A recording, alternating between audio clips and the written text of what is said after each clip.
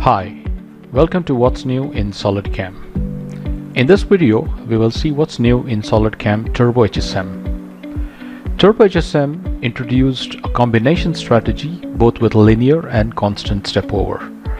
Here we are going to see the combined strategy with constant Z and constant stepover. I have a tool of diameter 8 here, ball nose, and I have got constant Z step down of 0.5 millimeter and a constant step over 3D step over of 0.5 millimeter. I have got a shallow areas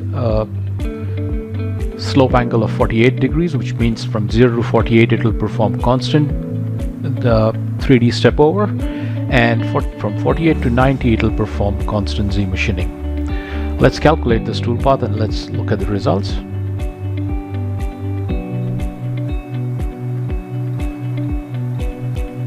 Okay, calculation is done, and this is how my toolpath looks like. You can see in steep areas it's doing constant Z, whereas in shallow areas it's doing the constant 3D step over machining.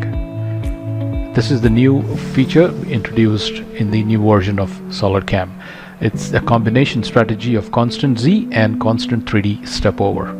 Thank you very much for watching the video.